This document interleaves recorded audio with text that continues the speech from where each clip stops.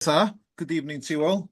As I mentioned earlier, I've not done a Zoom presentation before, and it's really strange talking to myself in this little room and not seeing anybody. But we'll see what we can do the best of it. So, welcome to my talk about Bryn Ifan, a vision for farming and wildlife.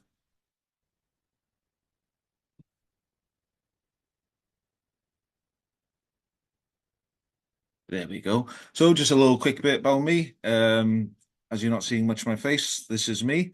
And I manage Bryn Ifan, and I enjoy exploring and conservation, bit of beekeeping, bit of gardening, sailing, and just enjoying the nice coast we have in North Wales. So a bit more interesting, Bryn Ifan. The land was purchased back in 2023 as part of a major UK-wide project with the Temperate Rainforest Restoration and the Wildlife Trust. It's a 450-acre farm. It's broken up into two parcels. We have, I don't know if you see my mouse and cursor up here. This is Bryn Ifan, the top parcel, which is about 350 acres. And on the lower area, Bryn Ifan Isaf, we have about 100 acres. The main reason for getting this land is for woodland restoration.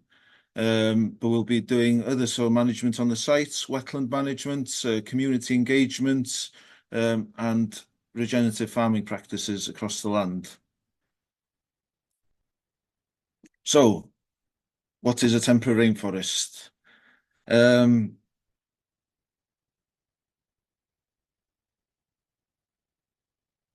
Bryn Ifan, we are looking not at the usual black and white of is it woodland or is it pasture? Instead, we want to incorporate into an agricultural system. While the trees will take probably 15 to 20 years to establish, once they have established, we'll be doing low-level grazing within the woodland. This helps with management in the woodland, improve biodiversity by selectively eating young trees, seedlings, and breaking up vegetation mats with their hooves, which will promote greater variety of vegetation types and creating clear, bare areas that contributes to more diverse ground flora. I suppose I should say a little bit more about the establishment we've got on the site. So initially, Bryn Ifan was bought for a wide project where we'll be establishing Celtic rainforests, looking at land that is suitable in the area for us or for the wider wildlife trust right across the UK. So that's mostly looking at sites on the west side of Britain. For us, Bryn Ifan sits quite nicely for that kind of site. And we'll be planting around about 40 hectares of trees on the land. There'll be a broadleaf woodland, mainly oak, birch, rowan, willow, hawthorn, blackthorn, hazel, and there'll be other lower numbers of other suitable broadleaf trees that will help establish the woodland for us as well. Sorry, missed my little notes have disappeared. If you bear with me for a second. There we go. Sorry about that. So, lost my place there.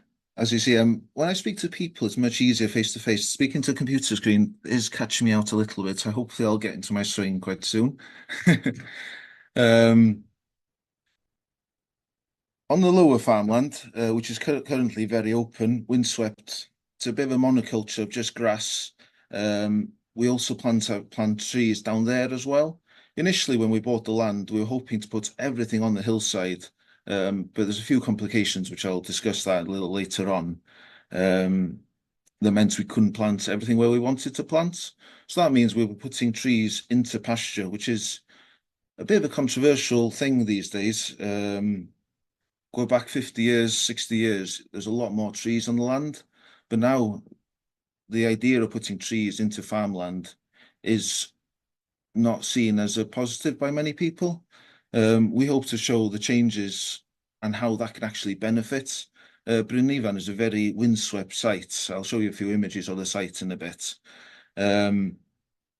having trees on the land will really benefit the land. We're going to have these sort of shelter belt systems, which will break down the wind, creates microclimates within each parcel. Will give us better water control within the fields, giving us warmer soils, meaning grasswards can grow better. Livestock can be conditioned sooner to compete with current markets. We also hope to trial arable crops on the land as well. And then having that shelter from the trees will really help with that. So this is Bryn Ifan, looking up towards the hill. So this is on the Bryn Ifan site. At the moment, I'm stood down in Corsiolad wetland area, looking up the hill. As we can see on the main hill pad here, a lot of big parcels of bracken. That's that brown we're seeing here. And that was the main plan initially. Wherever there's bracken, we're going to stick trees in. It didn't quite go as we'd hoped, but if anything, it has worked in our favour to have a more diverse system working across the land. And then when we were looking on the previous slide, we were looking up towards our rocky crag on the top.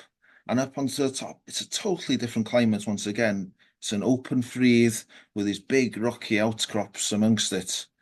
And if I look in the other direction, it runs down the view going down towards Gweledigaeth. You can see the little Ynys Tidwell in the distance there. The islands just off Abersoch. But the diversity of the land gives us so much more opportunity to do varied things that will improve biodiversity and work towards our agricultural goals on the land.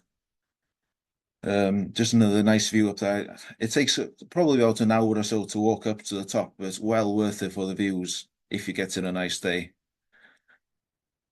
Here's a bit of a different one. Not all the views are above ground, some are below. So dotted across the site, we've got some manganese mines. Here's a view of a couple of them. I've not been into them. I'm not not into going down below ground. But they are really interesting and diverse. And some of the plants we have, the entrances to these mines, we've got liverworts and hard ferns, the type of plants you'd expect to see within a temperate rainforest as well. So having some of these key species plants already here before we even think about putting trees in is really nice. Another one of our mines have 75 lesser horseshoe bats hibernating in them. So again, the trees can really help giving corridors to help them go between the hibernating points and down the hill to feeding sites. So that first slide I showed, I was stood down in Corsiolad looking up the hill. Now this is the opposite view, looking straight back down the hill. For those of you who don't know, Corsiolad is a triple SI, and it's a triple SI for marsh fritillary butterfly. And our boundary is with this plantation here. Although it's a nice solid boundary for us, it's not the best view. And we do have quite a few issues with Sitka spruce self-seeding onto our site. So here we are now down on Corsiolad, just to give you a bit of a insight of how the land is. It's mostly sort of marshy, peaty land, but we do have quite a bit of gorse and scrub across the site, so we are actively managing to improve the sites to hope to get more of the devil pit scabious growing across the sites, which is the main food plant for the marsh fritillary butterfly. Within the wetland of Corsiolad, there are a couple of streams going through. This one here is actually the start of the Afon Dwyfach, which is a river that goes into the Dwyfor near Criceth. You can see the cutting we've been doing along the edges of these streams here, trying to go from dense cover over the water to more of a dappled shade, which is more beneficial for the water course. So this looks quite different to the other slides. This is Bryn Ifan isaf. Going back to my point of wanting shelter belts to break up the land, we're very exposed to where the system's coming across Eryri, across Snowdonia, or from the other direction, straight north, coming in off the Irish Sea. At the moment, it's very open, very windy, very wet, and mostly just green pasture. So we hope to have a little mix around here. improve the biodiversity across the site. I'll touch a bit more on that later. So, we got Bryn Ifan in 2023. What do we need to do first? So, survey and discover, get to understand the land and what lives within. I always think with any new sites, it's important to get a feel for the land and an understanding of what you have before intervening with the land. The land is always affected by its current management and climate conditions. Watching and studying your land through the seasons give you the opportunity to see how it copes. For example, how wet does it get in the winter? Does it burn off in the summer? What wildlife do you have?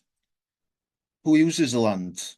And that kind of a thing, really. Then you need to think, what do you want to do with the land? What species can you help? Or what species need help? What do you want to bring back? Who wants to be involved? And what are the benefits and the drawbacks of this? What conditions the soil in? What needs changing or improving?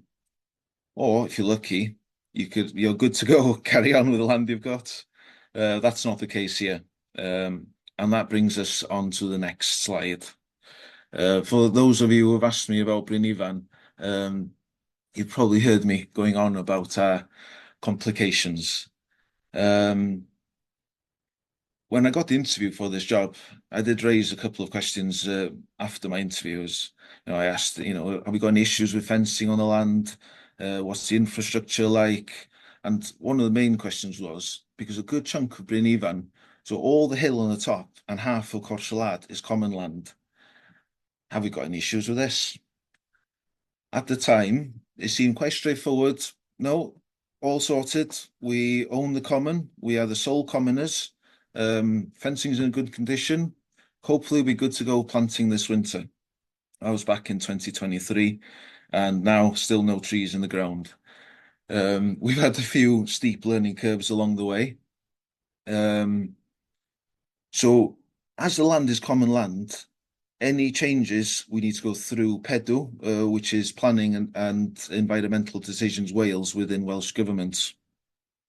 And this little table here is something my manager drew up. Where we're having so many questions about what's happening, what's going on. And we were just a bit in a minefield, really, of knowing what to do next and what needs sorting first. So we drew up a nice little spider graph explaining what was going on. And I'm not sure if it helped me or it got me even more confused, to be honest. But we are getting past that. We had the main complications where land is a common, so we'll need permission through Welsh Government to continue with any work we want to do. That has been quite a slow process. We're 2.5 years in, but hopefully we are making headway at last. Hydrology was another issue. With planting on the hillside, with the SSSI below us, how is planting trees going to affect the wetland we've got below? Is the trees going to be taking too much water and going to be affecting the water level below? So we installed dip wells and loggers into Corsiolad to understand the elevation of the water table depth, how much water is coming into the sites, and those type of measures. And from that, Rob Lowe produced a hydrology report for us.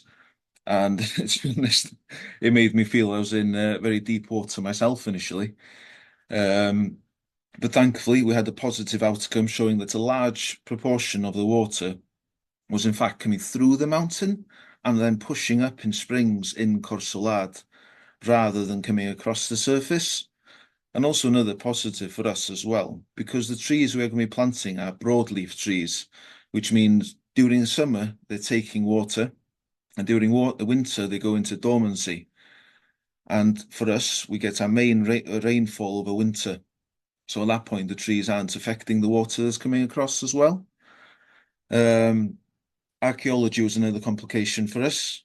There's an interesting mix stretching across most of the hill, from a Welsh medieval longhouse as part of a wider medieval farmstead to a network of the manganese tunnels that I was showing you earlier, the manganese mines And all these need to be buffered so we make sure we don't cause any negative effects to the archaeology on the site. The other point is ecology, going through the ologies. This is where the right tree in the right place comes into play. We've got really nice wet flushes coming down through the middle of the site with these sort of deep peats within, so we make sure to keep it clear of these. And trees won't grow in those areas anyway, or not the type of trees that we want to be establishing on the sites. We have some lovely fields of colourful and magical fungi and wax caps, come autumn when you see them, and some nice cold, clear streams running down the hill as well. So we're just trying to work out where do we want the trees and where can we put the trees. So lots of the bracken came over the archaeology site. So it's to think, well, we can't plant into that area of bracken anymore. Or there was one area that had a ridge and furrow within the bracken, but again, not somewhere we can plant. We do a lot of our work is consent through Natural Resources Wales, and usually nice big green field, go ahead and plant. In the summer, two of the fields on the hill, nice and green, but then again, come winter, these lovely wax caps, which again we don't want to plant. So we've taken quite a few sections out to the hill, and this is another reason why such a high volume of our trees is going to be going into the pasture in the lower area instead. And then I've put in complications there, seeking grants. We've actually been lucky and secured grants through companies, through organisations such as Twig, the Woodland Investment Grant. But because of all the other issues with not getting consent through NRW and through Welsh Government, we're at risk of losing our grants. So that becomes another complication. So what does that mean for us? It's taking longer than first hoped. Plans are changing, forcing us to evolve. This can be positive, as it creates more innovative ideas of how we will shape the land, how we'll get these nice rides and glades across the area, areas that can be more beneficial for things like butterflies and other pollinators.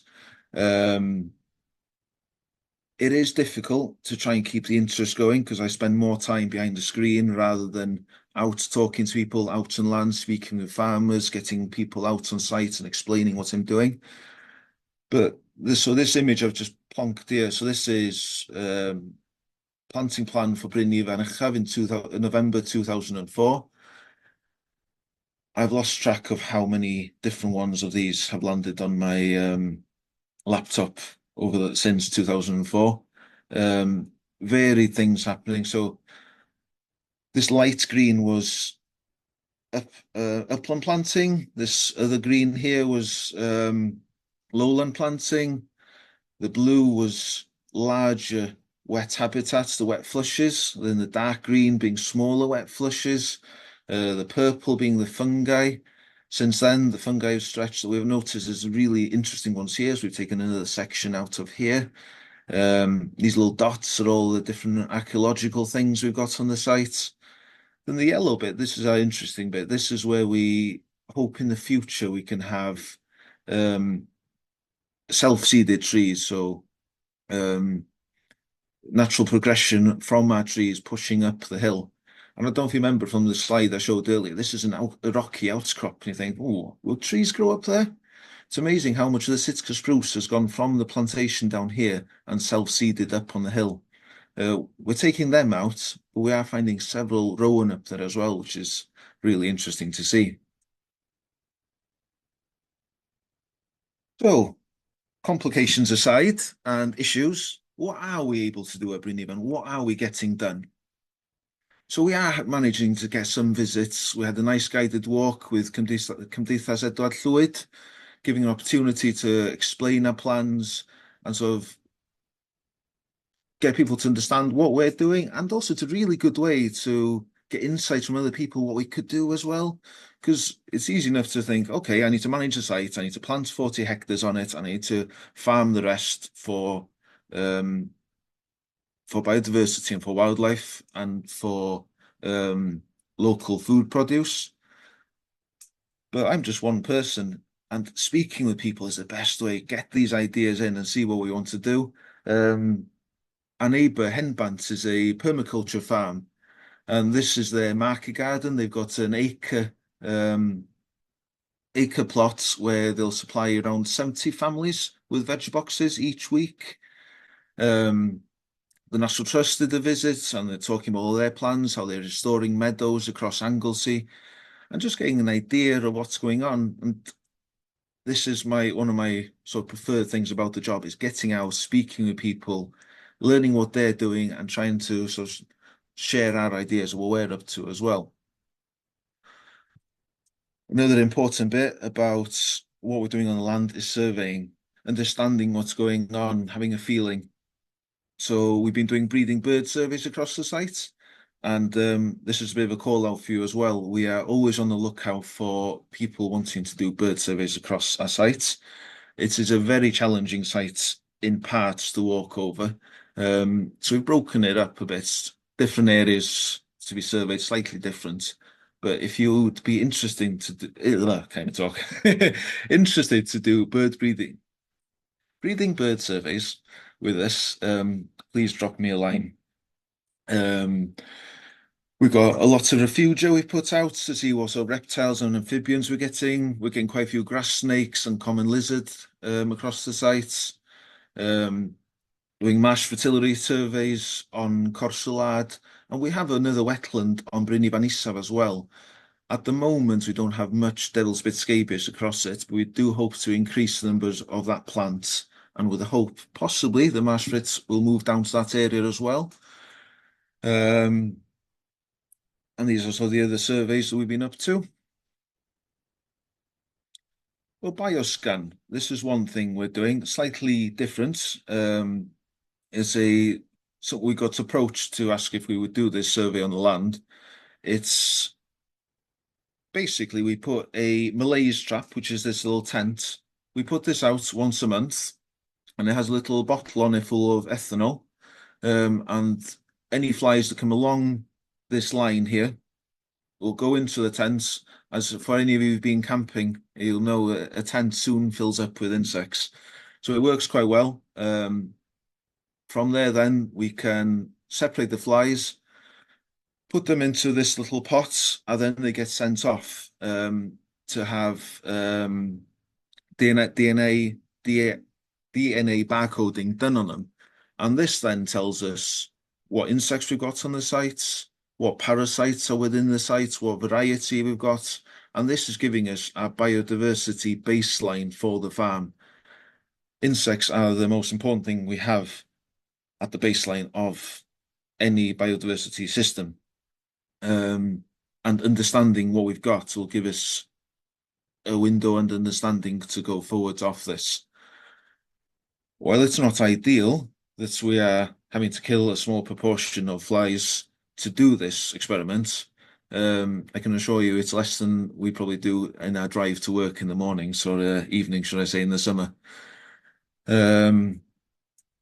But this will be really interesting as Bryn Ifan establishes to have an understanding how the variety and volume of insects increase, hopefully, as our project gets more diverse.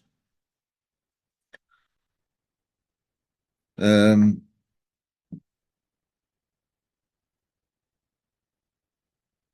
with me.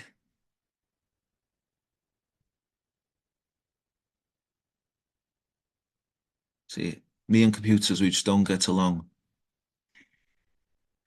So yeah, so these are some snapshots of the surveys that I've been involved in across the site, but please don't ask me to ID them.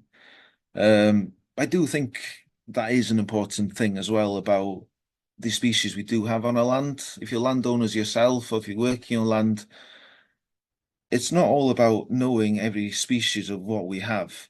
It's about the magic of seeing these varied species and how they look, all these colourful fungi we get up, and when you get look under glass on some of these mosses and liverworts we get, they're just fantastic. The varied colours, the structures within them. What is important is understanding how we manage the land. to get the most diverse and healthy landscape within this. So the mash fertilities. This is down on Corsiolad. For you that don't know, this plant here with the purple on it is the devil's bit scabious. This is the only food plant for the mash fertility butterfly. We do have mash fertility at Corsiolad, but our numbers are low. And the way we count how many numbers we are by these webs here. So the adult will lay an egg on the devil's bit scabious, and the caterpillars will form this web, and they go sort of, in a quick story, they go through a sort of 4-stage process as they grow, eating along the plant, keeping this web around them as they go. Again, I'm not sure if you see my cursor, but when it is here, this is one of the little caterpillars, and all these little black dots we're seeing is the feces they leave behind as they move along. And when they do get to the final stage, they go down to the base of the plant and below ground, and stay there over winter before re-emerging next year for the last stage before they become a butterfly again, and the cycle continues. So the way we work out how many numbers we have is we count the webs around September time. In the last few years, due to the weather, a lot of these webs have been washing away with the rain, so we've not been having accurate counts of how much we have, but it varies between sort of 8 to 15 webs. So it shows the seriousness of how under pressure this species is, and how important it is for us to get the cattle management on the sites right to make sure that the food plant can succeed within the competing grasses around, but also not get overgrazed to the point that the cattle then graze on the devil's bit scabious as well. You can see in this top left picture here, one of the Sitka spruces we had on the site. We've managed to clear all the ones we had within the priority habitats and winch them off to the side, but do have still quite a few around the edges. But that's just part of the management going forwards. So this is just down in the village of Clunog Fawr in Eglwys Biwno Church. This is one of the things we get people involved in, courses so that can help them improve their ID skills and get people to survey on our land as well as just getting involved in the community. It's really important for us, so we get surveyors, but also working within the community, getting to use spaces such as the church. As we don't have any buildings on Bryn Ifan, it's very important that we get along with everybody here. And just a couple of snaps here. This was a grass snake we had on Bryn Ifan Isaf last summer. Still not sure how I feel about snakes. I really like them and appreciate them, but when I lift the little tin refugia, I always have a little heart in the mouth kind of moment. So the work we've been doing is restoring and improving. When we took the land on, the land was in a really good condition, to be fair. A lot of the fences had been done through Tir Cynnal and into Glasstir. But there were certain corners we needed to improve for how we wanted to graze it. So this bottom picture here in the middle is showing the wetland. And then on this side of the gate, the pasture, we're not wanting sheep to go into the wetland and eating the devil's bit scabious. So we had a lot of fencing work on the edges, get the management right for our purpose.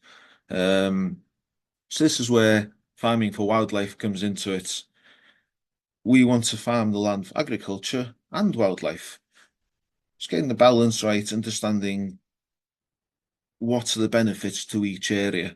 So from the wetland, we do have a chance that we can improve that land that will be suitable for mass fertility in the future. So that's where the conservation comes into it. But we're still having productive beef cattle in that area as well. Some of the other work we've been doing. This is on the hill. As you see, it's quite steep. So bracken bruising with a quad isn't much fun there. So we had Carnog working horses out. And for you that don't know, bracken bruising is basically a roller that's pulled behind either a quad bike or a horse in this instance. Um, and each time the roller comes over the bracken, it'll sort of crush the surface of the bracken in 3 or 4 different places. And the way a bracken works, it's got a root system which is rhizomes. It's a network of root, like a root system, but it's a network below the soil. And all the energy is stored here. So as the bracken grows, all the energy is pushed up into the stalk of the bracken. But if you bruise it, it doesn't heal, and the sap kind of keeps pushing out to the bracken. So all that energy is coming up through the rhizomes and leaking out through the bruising in the bracken, which weakens it.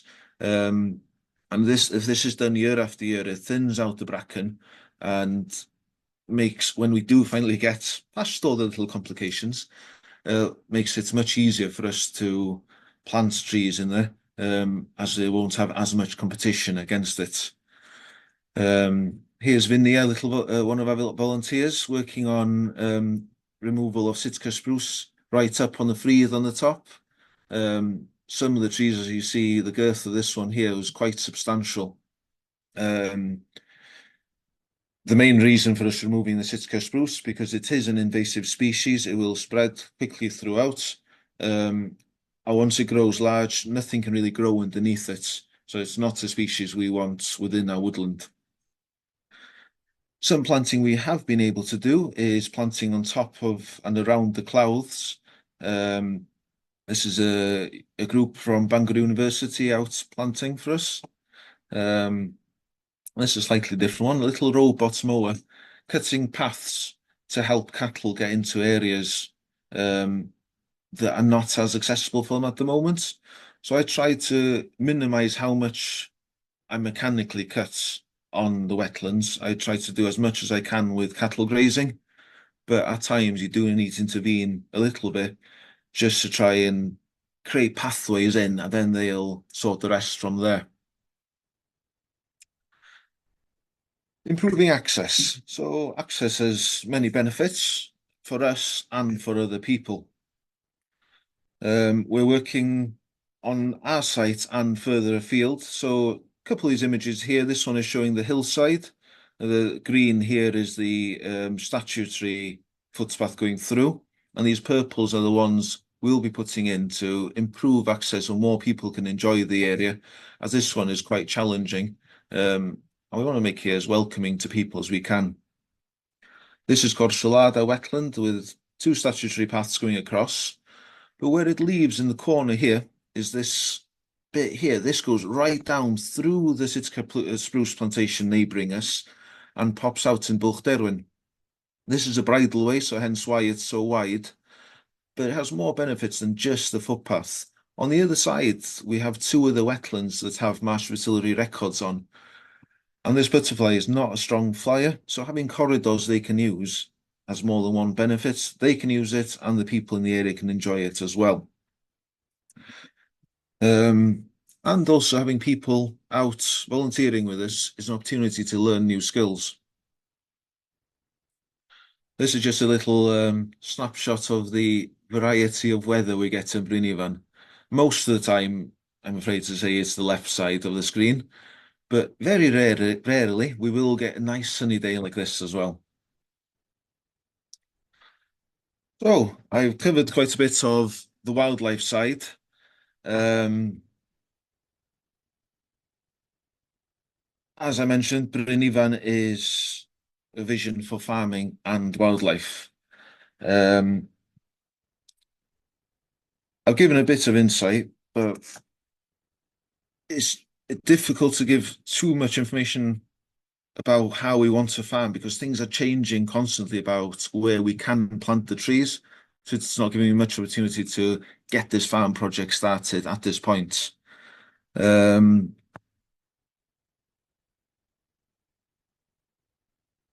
was in a course on henbant last summer, becoming a regenerative farmer. Again, just looking at different type of farm practices, how to being regenerative is something I'd like to be more on the land, working with the land, repairing the land. And I'll go a bit more into that later. But one of the students was definitely more of a whiz kid on computers than me and into his chat GPT. So he asked a few questions about me, and this was a slide he drew up about me and Bryn Ifan. So yeah, Bryn Ifan, unlike all the other reserves, North Wales Wildlife Trust have, I think, 35 reserves, possibly 36. Bryn Ifan is not a reserve. Bryn Ifan is a farm. Um, we hope to show how agriculture and wildlife can work together for a rich and diverse agricultural system. All the other reserves, well, not all of them, a lot of the other reserves do have livestock on them. They are being grazed. It's conservation grazing. We will be doing conservation grazing at Bryn Ifan as well, but we want to make sure we're having a agricultural system there as well, that we can benefit on both sides. We can get the conservation side working and diverse and successful. We can also have a successful farm system in place as well.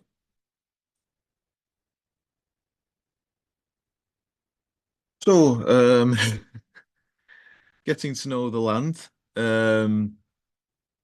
One issue we need to manage at Bryn Ifan, as the bottom left image shows, is soil compaction. As that image shows, we have a bit of an infiltration issue. Usually you'd put a little pipe into the ground, fill it about an inch of water, and time how long it would take, and it can vary. Quick draining, it could be 10 seconds. Average land could be 1 to 2 minutes. I gave up after an hour here. It wasn't going anywhere. Funnily enough, today I was on a course at Gwyn with Neil Schofield, looking at soil health and compaction and how best to manage the land for a healthier soil. I hope with some plans we have in place and things I'm learning from days like today, we can get a better soil system. Looking at how can we get the soil aerated, what's happening there at the moment. So the main obvious one for us at the moment, land's not getting a chance to go into fallow. There's stock grazing right across the site. There's not enough gates, and so the area that the sheep are getting to graze is much larger, which means as grass is growing, new grass is growing, it's getting nibbled off. So the grass doesn't get a chance to establish a good root system into the ground. Without a good deep root system, the soil becomes compact. Once the soil is compact, the water will not infiltrate into the soil. Things like planting trees into the ground, that'll help to aerate the ground. We want to put different systems in to try and help and change that. So this is just the top left corner, the phase one that we got done for the site. So SI is semi-improved, I is improved. So it's showing about 50-50 of on the pasture fields, which is the white, of either semi-improved or improved, showing it's had input over the years. It's got a lot of ryegrass in there. And it's kind of quite samey going across. And then the orange here is the wetland we've got on the sides. Hopefully, having a more diverse system across this area will work towards helping our soil health on the sites.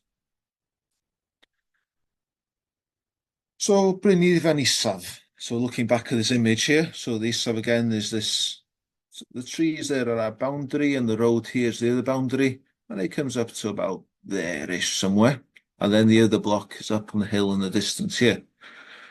So, initially, we're concentrating our farm work on the lower area, mostly because this is the most accessible land and the land that is very compact at the moment and land we want to have change on. We will be working a regenerative farming system across the whole of Bryn Ifan in the future, but it's always better to start small before going big. As you have a much better understanding what's happening, you can see it more visually working on a smaller scale. and get to see exactly what's going on. So these are some of the ideas of what we want to do on the land. We're looking at heritage crops, most likely in these 4 fields here, working on a 4-year rotation. Some of the crops we're looking at, things such as hen Gymro, which is a type of wheat, and Welsh black oats. At the moment, going back to what I was talking about exposure, the site is very exposed. But with our shelter belt system, closing off all these boundaries, so each one will have trees coming out on 5 to 10 meters. So yes, we'll have smaller field parcels, but they will benefit from a much more shade, more aeration around the edges, helping with water infiltration across the sites, being honest, quite a steep hill, and many other benefits to come with that. Another one of our enterprises we're looking at is wildflower meadows. I've attempted on the establishment of one meadow up in the top corner here last autumn. I intend to put 3 meadows in on the site and work them on a 3-year rotation. So I've mentioned here with heritage crops, what's the purpose, what's the crop we're going to get from it? Ideal scenario, heritage crops, they have hen Gymro, a hen Gymro loaf. Many people enjoy eating it, very sought after, but sadly there's not enough mills in the area to take the amount we'd need and all the infrastructure that comes around with the production of flour. So we'd be looking at, initially, as we learn the game, we'd be looking at supplying it for feed for animals. But long term, we want to look at seed production because there are more and more projects wanting to do it, but the seed bank is too low. And I don't hear of many people selling the seed, so hopefully it's a different market we can tap into. Again, with the wildflower meadows, we're looking at the seed production as the main output from it. We'd also be able to do a hay cut at the end of the season and graze the field over winter. So it's giving 3 products from one field. We hope to put 3 nursery on the site. Initially, with 40 hectares of planting, we're looking at about 60,000 trees. And with the system we're in, we're required 100% success rates on our trees. And in the area we're planting, that is going to be challenging, to say the least. So we're going to be doing a lot of beating up in the years to come to make sure we're getting the numbers of trees we want. And the best way to get a tree to survive locally is to have local seeds. So we want to collect seeds locally, grow the trees locally, and then use them on our site. Long term, be in a position that we can sell trees to other farmers in the area, and by which point, hopefully, our systems will be more established.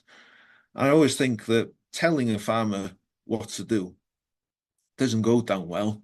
Most of the time, they know a lot more than us. But sometimes we do have more initiative ideas that we've had the chance to trial, and they might have not had either the knowledge, the time, or the space to do some of these trials. So if we're selling trees and they're coming to pick up a tree, we can show them the work and show the benefits of it rather than saying, you should do this. Say, look what we're doing. Maybe you could try something similar. Maybe it's something that would work for you. We shall see. I'd like to put a withy bed in the top corner. We've got an area of rush, which is not wet enough to be a wetland, but not dry enough to be pasture. It's that kind of in between. So having a withies in there would be really good cover for birds, and also be good for an output of willow basket making. And we'll still be doing grazing across the land, rotational around our different systems in place, being beef and lamb. At the moment, we've got Welsh mountain sheep here and stabilizer cattle. We'll most likely keep Welsh mountain sheep, but possibly reduce our numbers around the woodland we've got, and look at getting hardier cattle that we can push up the hill, such as Highland cattle or belted Galloys. So we worked with a company called the Apricot Centre down near Devon. I know they're quite far away, but we were recommended to work with Apricot Centre as they've already been working with other wildlife trust sites. And basically what they do, they look at your site, understand the whole layout, what you've got, what haven't you got, um, what's your soil health like, what do you want to do with the land, and then from all this information they're gathering, they pull a plan together and give you an idea what you could do. So this was their little map of what we could do. I think it gives us an insight of what we could do with the land. So down here we've got some agroforestry rows, up here's an orchard, and then we've got some meadows dotted around, a tree nursery. And then again, these denser woodlands here, so part of the Celtic Rainforest project. I'm not saying Bryn Ifan will look like this. It's just giving us a bit of an insight of things we could do. So looking more towards the future, I like the idea of an orchard. I think an orchard would be nice. I enjoy cider, so that's a plus for me. I mentioned earlier I'm a bit of a hobbyist beekeeper, and having the meadows and the orchard would work well in that kind of system. Agroforestry, that can work very well with the going back to soil compaction. So working the livestock through different corridors, moving them every couple of days, choosing the right trees in there. If you've got things like willow is really good fodder for cattle, as it has many sort of medicinal properties for it. We could look at chickens. So chickens have benefit from following them behind cattle, taking parasites out of the dung, helping with cattle health and soil health, pushing